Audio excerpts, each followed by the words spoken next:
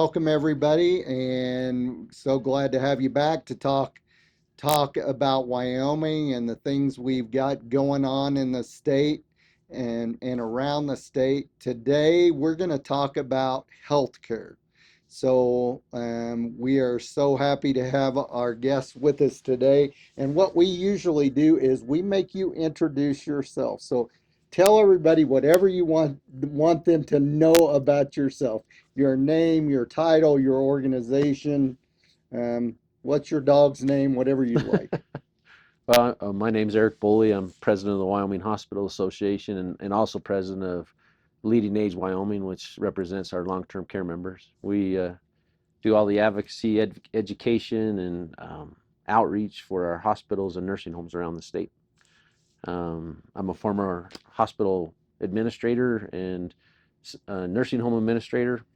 Spent 20 years in Kemmer, as a matter of fact, and been with the association for about 11 years. We've had a lot going on in Kimmer, right? A Right lot now, of we good. get a There's lot. some good stuff going There's on some there. good Yeah. stuff going on, but today we're going to talk about healthcare. So you are a member-based organization, hospitals and nursing homes around the state. Correct. Let's just start out. What's the state of healthcare in Wyoming? I think we hear a lot of mixed reviews, right? We know we have a lot of dedicated men and women in healthcare and in nursing homes, but I know that for some of the hospitals, it appears that it's gotten pretty hard um, financially in rural areas. So just tell us what the condition and state of affairs is for Wyoming healthcare currently. Well, we have 30 hospitals in the state, and there are 35 nursing homes in the state. Um, and I would say that generally they're all struggling.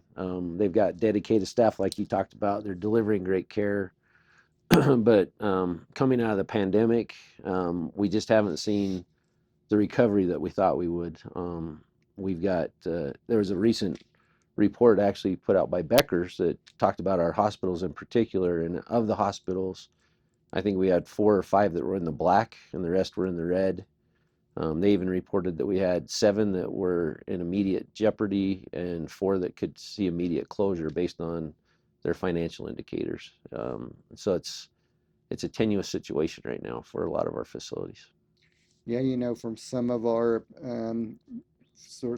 members across the state, some of our chambers economic development organizations, it's something that's definitely on their mind, right? Yeah. And I had a lady from kind of the western middle part of the state, and she made a comment to me. She said, we have two concerns. It's not just about having to drive 100 miles so you can deliver your baby.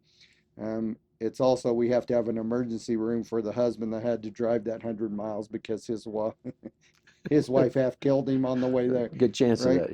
Yep. And and so this is a long-term concern for a rural state. If we're going to have economic development, we need to make sure that our healthcare system serves right, whether you're a rancher in the middle of nowhere, or you're working on wind farms, or you're working on a nuclear plant in Kimmer. So tell us how we've kind of got there. What have been the biggest drivers that have been really tough for states like Wyoming for our healthcare providers? You said some of those hospitals are listed as maybe in danger soon. Yeah. What's led us to that path? What kinds of things have impacted those guys? Well, I think those are great questions. And it's been a constant problem for years as far as the financial health of our hospitals. Most of our hospitals are small. I think we have 19 that are critical access, which means they have 25 beds or less. They serve small populations. I mean, you take a look at our state, it's only 570,000 people in the entire state. And so it's difficult to have economies of scale. And so we've got small facilities that are trying to be everything to everyone and to fill all their needs. And in years past, we've found ways to do that, but we're seeing where it's harder and harder to do that. I think the pandemic had a lot to do with it. We saw a lot of people in healthcare that decided that um, they couldn't do it anymore, and so we had a lot of retirements. And so we've seen a decrease in our workforce. And in Wyoming, what we're seeing is an older population, and so refilling or restocking our team members, our nurses, our lab techs, our radiologists, all the way up to our family care practice physicians is becoming harder and harder. And I think we're seeing a lot of our younger folks leave the state. We've seen closures of mines and different things, which the spouses of those workers are the ones that we relied on in a lot of our communities. And so it's been the perfect storm. And the pandemic, as we emerged from the pandemic, there was already a lot of stress and pressure on our facilities. And we just haven't seen a recovery. Our nursing homes haven't been able to staff at the levels that allow them to have the economies that they need. They need to run at about 85 or 90% occupancy to even be financially viable, and they don't have enough staff to do that. Um, and then we're seeing some changes in taxing revenue and other things, and so it's kind of the perfect storm right now. And we have hospitals around the state, and we actually commissioned University of Wyoming to do an economic impact study for us. And it's amazing how important hospitals are in the communities. They're one of the largest employers, and from a business perspective, obviously businesses want to have healthcare close at home. They want to have good healthcare. Absolutely. And so that economic impact study that we did is really fascinating and shows the importance of healthcare. But um, we're trying to find ways to do that. But like you said, we've lost some OB services. We're creating more and more areas where delivering a baby is becoming more and more difficult, and there's a lot of reasons for that. We can get into that if you want to, but it's just a perfect storm right now that we're trying to survive and find ways to improve healthcare and deliver good care close to home in all of our communities.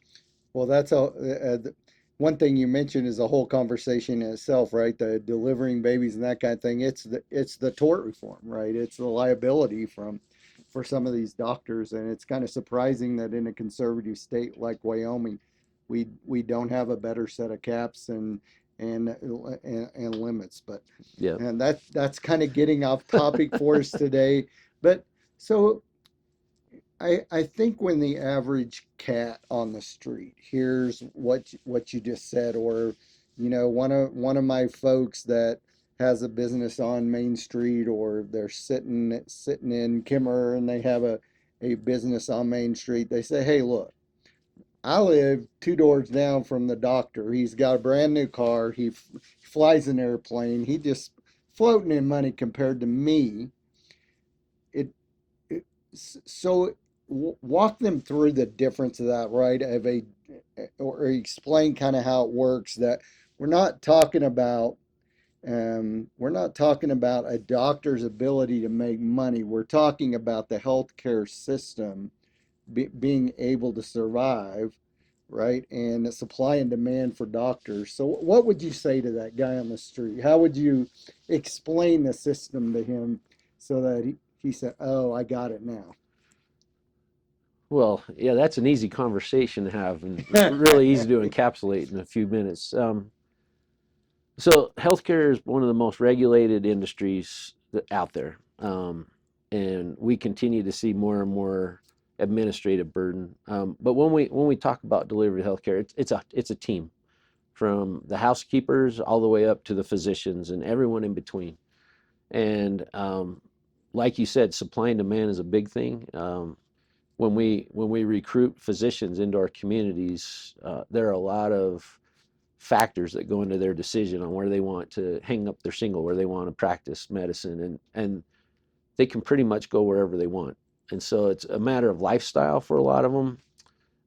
It's making sure that their significant others, their spouses, or significant others are happy, and that they find fulfillment and joy in those communities. In a lot of our small communities, I mean, it takes the right person to be in one of our rural communities. But kind of a shortage of doctors and healthcare workers nationwide. I mean, It's huge. I It's don't talk to huge. any community that says, "Oh yeah, we just got doctors floating all over," right? No, no. Last data I saw, within the next few years, we're going to be short 150,000 family practice docs, over 500,000 registered nurses, and so, like I said, they can go wherever they want, um, and so compensation is part of it. And building economies of scale would really help too. So in our larger communities, you'll see where the pressure sometimes isn't as great as in our small communities. Um, but but it's a matter of recruiting talent to making sure that we're delivering good care, safe care in our communities. And sometimes it's expensive. And like you said, there's a whole lot of other factors that weigh into that we get into as well. But um, we have to pay physicians what we have to pay physicians to bring good talent and good care into our communities. Yeah, by the way, I always make the argument that there are two things that I don't ever want to be cheap on, and that is a doctor and an attorney, Yep, right? yep, If somebody is going to be cutting on me or treating me, I don't want that person to have another worry. I don't want them having to think about how am I going to pay my mortgage, right? I want them to be well satisfied with their life and have a steady hand that day. yeah. But talk about economies of scale. So explain that. Is that like, oh, we need a heart guy in Gillette, but if he was a heart guy in, I don't know, Chicago, he could serve X number of patients, but here he he still has the same demand for what he's worth, but he doesn't have nearly as many people. I think that's a great explanation. I mean, if you look around, when we have our small hospitals that are trying to fill all the needs of all the people, there are tremendous fixed costs to provide those. If you don't have economies of scale, you have a smaller pool of payees, people paying and receiving that care, but we still have that overhead, those fixed costs. And so OB is a great example. I mean, if you consider the fact that you have to have a trained physician, you have to have trained nursing staff, you have to have respiratory therapy, anesthesia, and all of those have to be ready to go at the drop of a hat, but we never know when that baby's coming. And if you're in a small community where you're delivering 20 or 30 babies a year, you still have to have all those people in the stable ready to go when that mother that's ready to deliver walks in. That's expensive. And so if they're doing more deliveries, obviously those fixed costs are spread over more people, and it drives the cost down. Healthcare has really changed over the years. I guess I'm kind of an old guy now, but I'm not that old, right? And I even remember as a kid growing up, I grew up in a small town in Oklahoma, and like it was Dr. Fetzer. He was everything, right? Yeah. He um he was my doctor. I would go to him, oh, you need your tonsils out. He was the guy that I saw in the hospital. He was the guy that delivered me when I was, but we live in a world where there is a different human to do all those things now, right? So they say go get your tonsils out, but it's a different guy, right? Yeah. Or gal. And so certainly that adds cost into the system, and we've all come to expect that very high level of care, of course. Yeah. Um, so to talk about you said something about tax changes, but how are the hospitals in Wyoming generally funded? And I'm sure we have a mix of that, but are they public hospitals where somehow they receive public funds or benefit from being a public hospital? Are they private institutions? So I would think in a small town they'd have to have a public touch in some of our communities to be able to even be there. But Yeah. what does that kind of look like in the state of Wyoming? Wyoming is very different than even the states that surround us. We don't have large systems. And so of our 30 hospitals, there's a handful that are privately owned and are for profit. But the bulk of them, 20, 24, 25 of them are public. Of those, about five are memorial hospitals, and the rest of them are hospital districts. And so there's different funding mechanisms. Memorial, what is it? I Yeah, had Woodward Memorial Hospital. I have no idea what it means to be a memorial hospital. Yep. Sounds like somewhere you go to die and they're going to remember you. I never wanted that. I always thought that name was a little funny. So what Yeah. is a memorial? So Memorial Hospital is owned by the county. Okay. The county appoints the boards to serve, and statutorily, the county has the requirement of paying for upkeep and maintenance of the building. Okay. Uh, and and how that's done in different communities is different. But we've got about 5 of those. The rest of the others are hospital districts, and they actually have elected boards, and they have the ability through the voters approval to levy mills. Okay. And so and some of them levy 3 mills, some 4, and up to 6, depending on what the voters decide in those communities. That's interesting that you just decide you want to be on the hospital board and Well, you have to run. Yeah, okay. you have to run, and most of them either have a board of 5 or 7, depending on what their bylaws show, and they go through the whole election process. So one of the things you mentioned is that you also oversee nursing homes, right? And we know we have an aging population in Wyoming. We can certainly see, and we're sitting in Cheyenne today, and we certainly see the demand for the assisted living and the nursing home. And a lot of the middle of the country, rural America, that is the case. So you have this declining or and decreasing younger population. And so the demand for a lot of those healthcare needs is, getting challenging.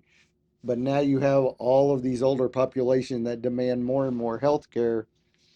So how's that working out? Are the nursing homes across the state, are they generally full and overflowing? Are they, what's their situation? And they have to come up with health care too in the time of life when you demand the most of it. Yeah. So how's that work? Well, yeah, A little tricky, it sounds like. it is. I think last I saw, statistically, demographically, I think we're going to be the second oldest state in the nation here. If we aren't already, I think next year it's right at our doorstep. Nursing homes across the state, like I said, are struggling because of staffing. There is demand out there with a growing demand, but we've seen reimbursement rates that are very difficult. Most of our nursing homes run with about 70% of their occupancy So being Medicaid patients, okay. and then the So rest are either private pay or Medicare. And so Medicaid doesn't even cover the cost of delivering that care on a daily basis. And so we start out with a losing proposition, and then Medicare plays into that, and private pay. And most people that are in private pay are actually spending down their assets so they can qualify to then go on Medicaid. And so, no, our nursing homes aren't.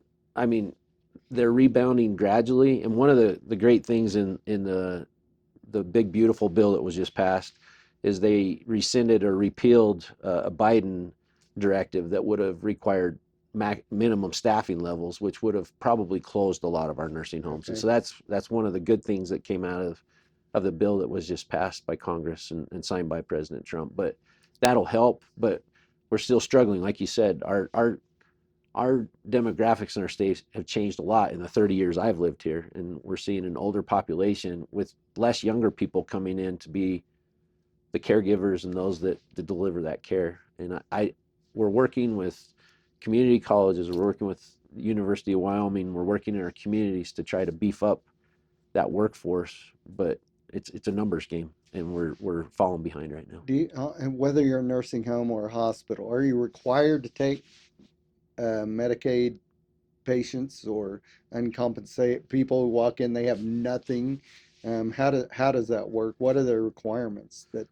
So hospitals, the answer is yes. If you our our our hospitals are a yes. EMTALA requires that, and so if a person walks through the door, they're going to receive care, and we have to make sure that they're evaluated, that they're stabilized, without their ability to pay. And we've seen a tremendous increase in that uncompensated care. Our hospitals are delivering over $150 million of uncompensated care each year, and that's just the cost of delivering. It has nothing to do with what our charges is or what we bill. It has to do with what the actual cost of that care is. Nursing homes are a little bit different. They can be a little more selective in who they admit. But a lot of times they'll get someone in that they think is going to qualify for Medicaid, and they go through a process, and then they find out that they don't. And so our nursing homes are ending up doing a lot of uncompensated care while they go through that process of determination also.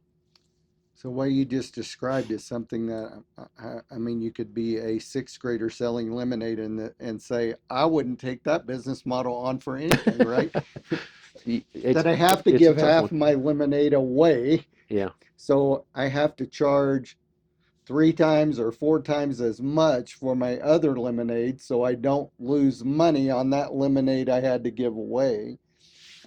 Basically, that's what you just described. So, it, did I frame that right? Is that what's happening with our hospitals? Basically, the uncompensated care hits, and I have to, it automatically inflates my other prices because I got to make that up somewhere, right? Well, it's called cost shifting, and yeah, our insurance companies obviously bear a big brunt of the burden. But we can't charge whatever we want because usually there's contracts in place that limit that, as well as we have requirements under CMS, Medicare, that everyone gets billed the same amount. Now, what they end up paying is all based on negotiations, either through contractual allowances or what we can do to help the uncompensated or the uninsured individuals. We put them on payment plans. We help them write off a large portion. But yeah, the burden is spread across the entire spectrum of healthcare and payers. And I guess that's a really one thing that I was thinking of as you were talking about it. As we've seen this shift in our state, we used to be pretty flush with commercial insurance insurees, but we're seeing an older population's now moving to Medicare, and Medicare still doesn't pay the full boat for that care either, and Medicaid. And so we've seen a pretty drastic shift in our payer mixes too, which is only exacerbating the problem. It's either creating more uncompensated care or higher costs for healthcare delivery. So you talked about the mandate that was removed in the reconciliation bill, but that's just like poking a thumb in the injury, right? Because if you have then where we have this cost shifting and these patients that don't have ability to pay, and at the same time, if government increases our requirements, which increase our costs, then that just makes our problem harder. Exactly right. That's why we were glad to see that repealed. We've been working on it since it was announced a couple of years ago, and we were glad to see that one go away. So we explained to everybody one of the things that came up during the reconciliation bill that I was interested in, and I'm not exactly sure even what the right term for it is, but it's basically a tax that hospitals pay, and then they end up getting it back from the federal government. I can't remember the name for that, but do you know? Yeah, provider assessments or Okay, yeah, provider taxes. yeah. Yeah. And how does that work? And So we're getting into the weeds a little bit here, but in Medicare, in Medicaid actually, there is a federal match. And so our state is one of the lowest in the country. It's a 50-50 match. So for every dollar that our state spends in most programs, it's matched dollar for dollar. There are some that are 70-30. So for every 30 cents they spend, they get 70 cents back in federal match. And so we could fix a lot of our problems if our legislature decided that they wanted to cover the whole cost of delivering care for Medicaid patients and increase the amount that they put into that 50-50 match. But we don't do that. And so there are supplemental payment programs out there where instead of the state paying the additional money, we can tax ourselves and send that money in behest of the state, and then it's matched dollar for dollar, and then it's redistributed to our providers to help them stay solvent.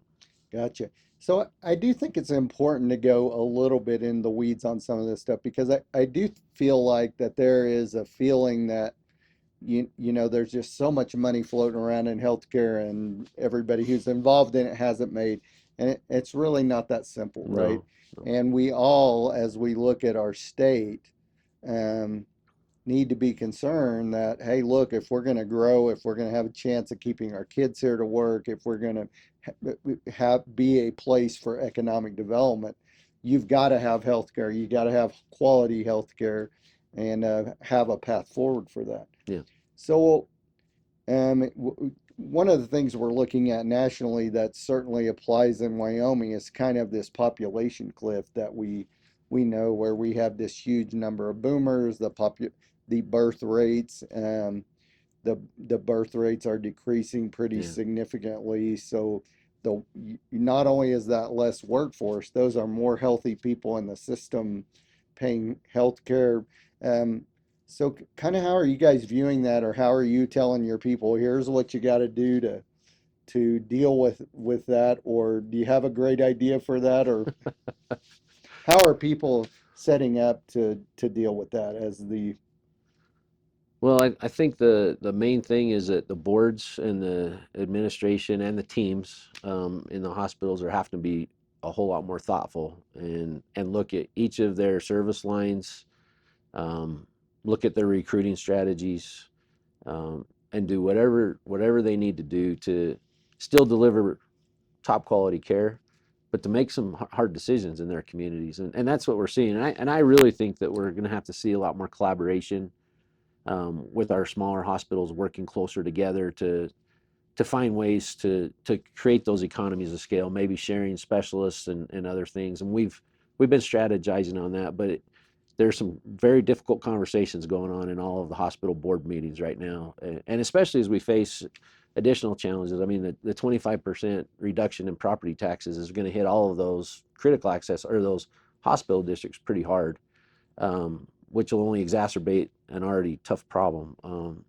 And so that we're bringing specialists in. We're doing board education as an association to try to help them prepare and have them have those hard conversations. But that's really what's going on. Is it's not status quo like it used to be. We've got to be really thoughtful in all of our approaches. so what's the and I do not have a lot of knowledge on this, but I hear it talked about. So what's the opportunity for technology to bail us out a lot of this? As AI advances, as robotics advance, as I kept hearing in the legislature, it wasn't one of our issues, but virtual health care. So what's going on with that kind of technology in Wyoming, and what are the possibilities for that, do you think, for some of these small rural hospitals? To me, some of the things I hear talked about, it, it it's really a big opportunity for them, but the cost up front may be pretty rough too on a lot of Yeah. technology stuff. So It's amazing. I mean, I keep reading studies and things that they're doing with AI, how it's able to diagnose cancers and other illnesses so much more quickly based on algorithms and factors. And I think we'll see an uptick in that. I mean, there are still some concerns, obviously, especially we're so prone to getting hacked and all those things. Cybersecurity is a really important issue, and we've seen some of our hospitals hit with that. But I think AI is probably going to be a big factor in helping us in the future. Telehealth is another one that during okay, the pandemic we saw a huge uptick, and there were provisions that were put in place by Congress back in DC to make sure that there was payer parity. And we'd like to see those extended and see even a bigger uptick. And we're seeing a lot of our critical access hospitals using more telehealth in emergency rooms and other areas so that they can have specialists at the bedside, even though it's virtual. And I think we're going to have to explore every single opportunity and option out there. But I agree with you. There's going to be some pretty heavy price tags on some of this stuff as it starts to roll out, just like we've seen in everything else. And I think eventually over time it'll probably level out, but it's going to be expensive being on the cutting edge for sure. I have a friend who's a laser eye surgeon in Oklahoma. We grew up together, and I was talking to his dad about that, and his dad just said, "Well, look, he kind of sits behind a computer screen these days, right? I mean, he interacts with patients, but Yeah, you know, kind of put all the numbers in and get everything, and a robot's actually doing most of the yeah, work, yeah. right? And so, do we see that for other things like taking out your appendix and taking out your tonsils, and Yeah. I mean even things like open heart surgery. Do we feel like that's coming, where a guy in a rural area, he could drive to his local robot and I mean, we're probably ways off from that, Yeah. but maybe for rural areas, ultimately, you got to look at some of those things, right? I Well, mean, we're seeing some of it in our state. We've got okay, robots in several of our facilities that are helping with surgeries, and the technology is fascinating. I mean, I've seen demos and stuff of it. It's pretty amazing, and I think that'll continue to increase. It's been a financial impossibility for some of our folks, but just like everything, prices are starting to come down, and technology is even getting better. And but we already have. I know Douglas. I think Cody's got a robot. CRMC definitely has one. Wyoming Medical Center has one. I'm probably missing a couple, but they're being used, and it really expedites things and keeps from making mistakes. It's pretty amazing. maybe you want to be in a state like Wyoming where we have a very reliable power source because we don't want the power to go out. Well, Yeah, as long as we have I'm enough sure for they that have, new AI place, it's sure they have yeah, backups yeah, and yeah, batteries and all that yeah. They stuff, do. They're all on generators. but you always start thinking about those things, Absolutely. right? So let's talk about a little about what you see for the future of healthcare in Wyoming, right? So as we move forward, maybe first just um, talk about some of the maybe shorter term future of what we need to be working on in the state, whether it's legislative initiatives, things we need to be aware of as citizens. I mean, maybe before we get into some of those, some of that, I am something I am just intrigued by in the state is that I will here in Cheyenne, I will hear people say, "Oh, I go to Fort Collins to get health," Yeah. and then I will meet somebody from Fort Collins here that says, "Oh man, your hospital's awesome. I have driven from Fort Collins to come up here," and Yeah. kind of the same thing between Laramie. Um, do we see a lot of that around the state where we hop somewhere else, and what can we do as I mean, I would think we look at it in other industries as tax leak, right? Yeah. But figuring out how to fix that tax leak, could, could that help a lot of our hospitals in Wyoming? Do we lose quite a bit to South Dakota and Utah and wherever? Um, or is that number pretty minimal here?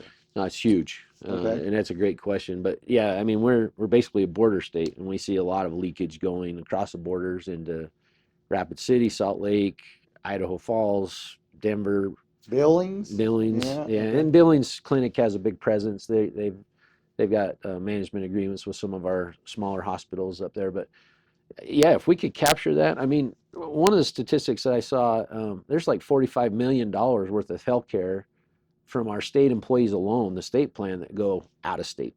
And if we could capture that alone, that could make a big difference. But I've heard the same things. People from here travel south, uh, south of Cheyenne to go get care, and then we've had people that come from Colorado and love the care that they receive here, and it's never been able to figure that one out. But if I, we could keep that leakage, even a portion of it, it would really have a dramatic change in our state. I think it's human nature Yeah. because healthcare isn't the only one that's affected by this, right? So the one I hear here is restaurants, right? Oh, I wish we had restaurants like we had in Fort Collins. Go drive into the parking lot of a restaurant around Cheyenne and look how many tags from out of the state on any given weekend, Yeah. right? It's just that's something different or down the road is a lot of times somehow is intriguing to us, Yeah. right? So I think it's just human nature, but we have to figure out ways to take advantage of that, right? Yeah. I think we do in some ways here with the Cancer Center in Cheyenne and Yeah. it being a beautiful, wonderful facility and are able to pick up some of that, pick up out of Western. I mean, we got two states here where Western Nebraska, but just something that's fascinated me that it must be better if it's 10 miles over there, right? Must be. And Yeah. Yeah. Yeah. It's one of those things that keeps me up at night. I'd love to find a way to fix that problem or at least help mitigate it. Yeah. so let's get back to that. I kind of went off on a sidetrack there, but while I thought about it, I wanted to ask you about it. But um, as we're looking to the future, what do we need? Do we have legislative things we need to do? Are there things the business community can be involved with to support hospitals and healthcare across the state? What do we have to do in the system in general to make sure that we have a good, solid future and good healthcare for our kids and grandkids? Got Caitlin sitting over there behind the camera. Someday she's gonna have a family. Who's gonna be here to provide for that, right? Yeah. How do we make sure that that next generation has good health care? So I know that's a big topic, but dive in. Well, it's easy to answer too. Well, I think just like our small town businesses. I remember being in Kemmer. I could have driven to Salt Lake and probably spent less money on an item, or I could support my local mercantile, and we chose to shop at home. I would encourage businesses to encourage their members to use the healthcare, or their employees to use the healthcare there, and realizing that they're open 24/7. They're going to be there in times of emergency, but they're also there to serve all of our other needs. I think from a legislative perspective, I have some concerns. I feel like there's a target on the back of hospitals right now, and maybe some of it's fair. I mean, healthcare is expensive. There's no doubt about it. Insurance in our state is expensive, and there's a correlation between the two. Again, it's part of its economies of scale. We're not a really attractive state when it comes to insurance, and so we don't see carriers clamoring across the border to start writing plans. And so our premiums are high. But realistically, if you take a look at it, and all of our hospitals are following the rules that were set out by first President Trump, then changed by President Biden, and now a new executive order by President Trump with hospital pricing transparency. But if we really look at pricing, we're not that different than our surrounding states, and consumers can use that if they want to shop to find lower prices in within the state. But our legislature, I just feel like we really need to be mindful of what we're going to do, and creating more burden, putting more administrative burden doesn't help. And sometimes removing barriers is actually for a competition to come in can also be exacerbate the problem, because a good example is you know you're going to take the best payers if you're a private business, and the Medicare and Medicaid patients are going to go to your community hospitals. And so when you take a look at that payer mix that we talked about, those are our safety nets, and those facilities that only take the insured, they have to rely on hospitals if anything goes bad for those patients. And so I understand free trade, and I understand free enterprise, but that's not always a solution when we're looking at something like healthcare.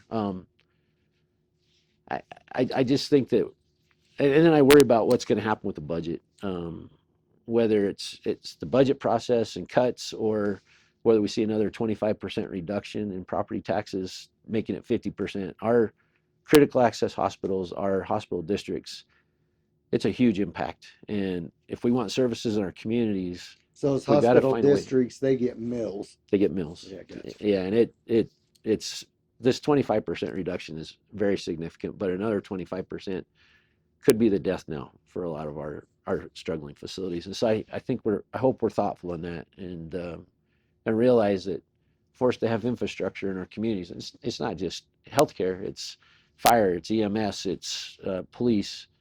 We need to be thoughtful in how we approach those things. That's probably my biggest concern right now, is how do we keep them solvent so they can serve their communities. So one of the interesting things is I sat on a couple of groups where we are involved with communities across the nation, and a lot of them big communities, right? I mean, big communities in Texas and Oklahoma and Iowa, but also Massachusetts and Georgia and Florida. And this healthcare concern, it it is a concern everywhere, right? I mean, and especially in uh, you take a state like Texas, maybe it Yeah. isn't so much of a concern when you're on that I-35 corridor from Dallas to Austin, right? Right. And you got the Baylor White system in the middle of that, and all Right. kinds of healthcare in those big communities. But when you roll out and you get to communities, um, out in the panhandle of Texas that are more rural, or in South Texas that are more rural, it's a challenge of Yep. how to provide good long-term health care in some of these rural areas. And truthfully, for the state of Wyoming, the whole state is rural, right? We even consider ourselves frontier, even more than rural in most areas. I Yeah. But yeah, I mean, you look at I-80 alone, it's 100 miles between facilities.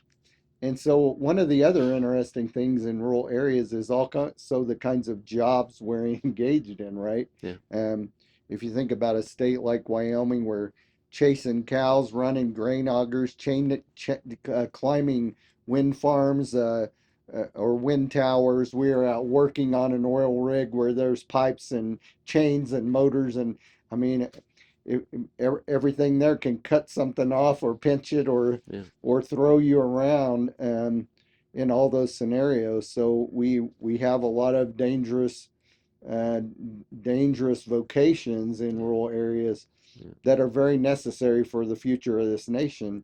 Um, but we got to be able to take care of those guys and gals that are doing that, Yeah. Agreed. and so hopefully we can figure that out. So long term, we try not to keep these too long, but I always like to ask everybody long term for healthcare in Wyoming. What are your hopes and dreams, right? As you look across the state and you see dedicated men and women in these communities, that are working very hard to protect our health, um, and you see all of the problems we talked about. Lay us out some hope, Eric.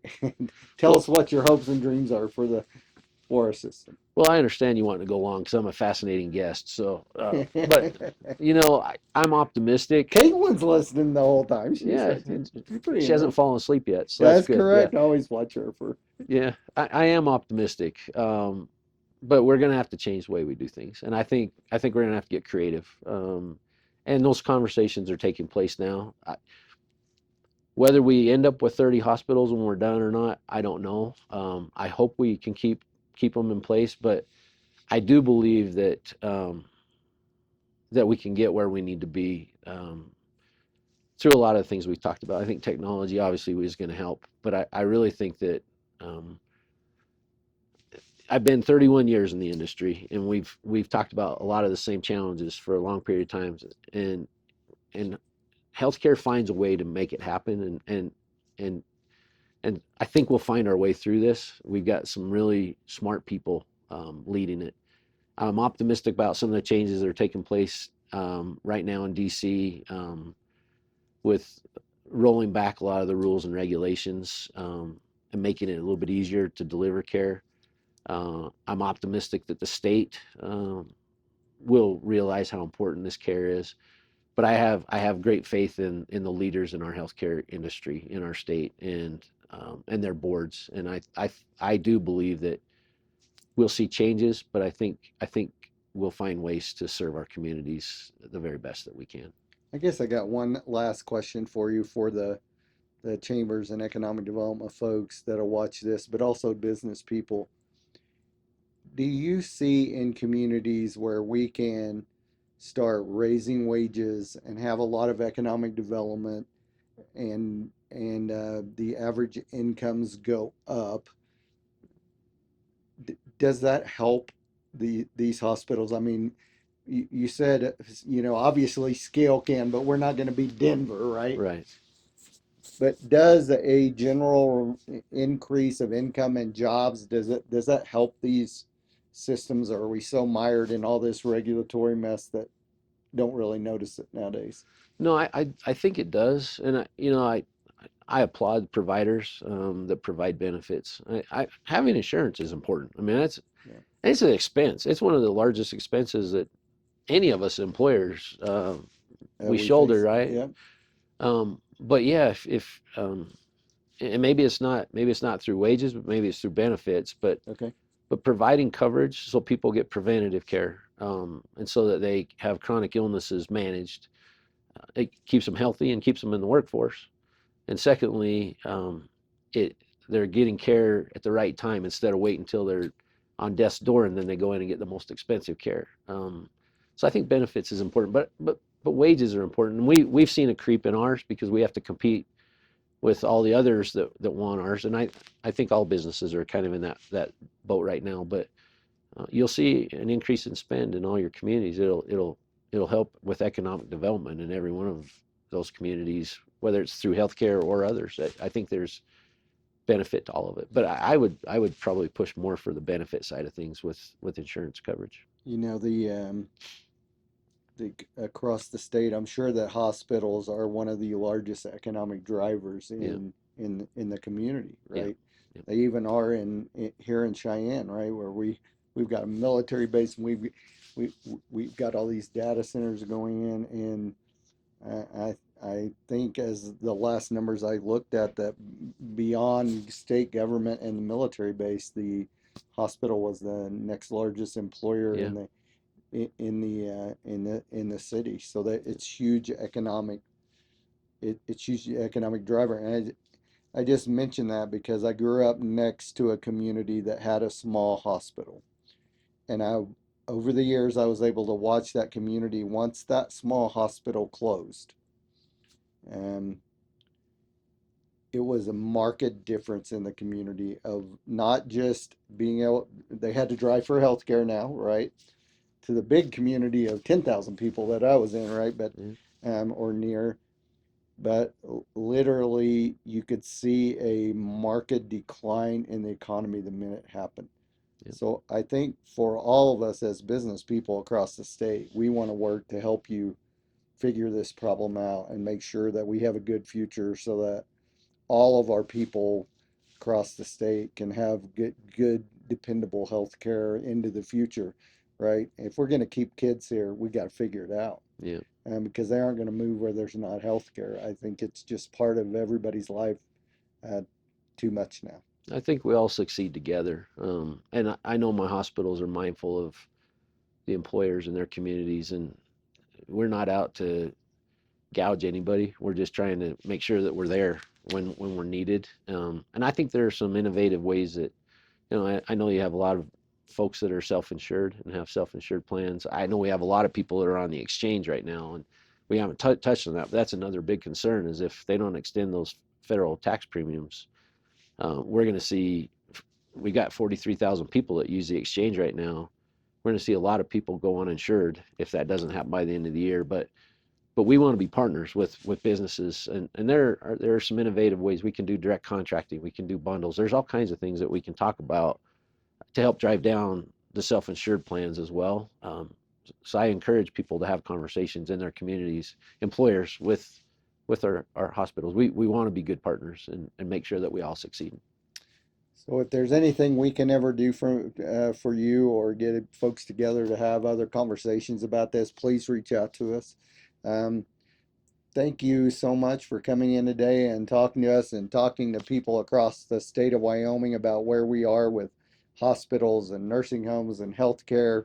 Um, we always give the last word to our guests, so if you have a last word, you can let them have it. I just say we appreciate you guys, what you do, and appreciate our businesses. I love the state, and I know my members do. We want us to all be successful and have happy and healthy lives. Thanks. Thank you so much for coming in to visit. Have a good day, everyone.